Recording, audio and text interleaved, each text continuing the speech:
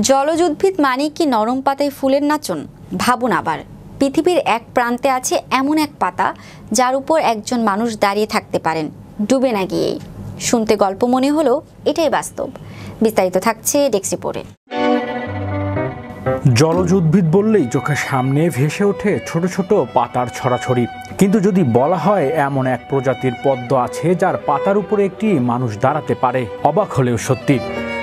প্রকৃতির এই অদ্ভুত বিস্ময়ের নাম ভিক্টোরিয়া ওয়াটার লিলি। এই বিশাল আকৃতির জললিলির পাতায় প্রায় 3 মিটার পর্যন্ত প্রশস্ত হতে পারে। তার বহনের ক্ষমতা এতটাই বেশি যে এটি সহজেই একটি শিশু বা রোগা প্রাপ্তবয়স্কের ধারণ করতে পারে, তাও আবার পানির উপর ভেসে থেকে।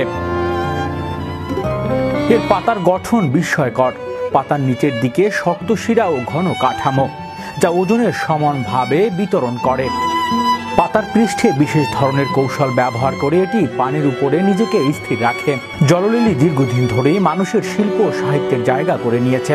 বিখ্যাত ফরাসি শিল্পী ক্লোদ মনেটের ওয়ালেটে লিলি সিরিজ এই উদ্ভিদের সৌন্দর্যকে তুলে ধরেছে ক্যানভাসে।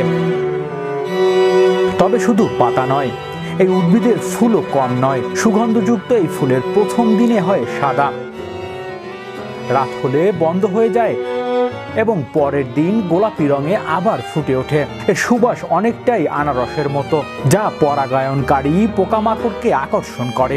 ভিক্টোরিয়া ওয়াটার লিলির আদি নিবাসী দক্ষিণ আমেরিকার নদী অববাহিকায়।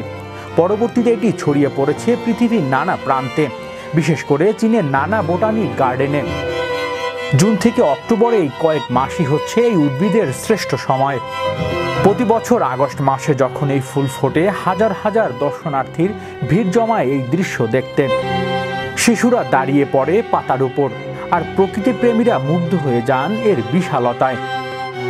ভিক্টোরিয়া ওয়াটার লিলি শুধুমাত্র একটি জলজ উদ্ভিদ নয়, এটি প্রকৃতির এক অনন্য সৃষ্টি, যেখানে বৈজ্ঞানিক বিস্ময় আর প্রকৃতির সৌন্দর্য হাত ধরে চলছে। বিশ্ব বাংলা 24 নিউজ ডেস্ক।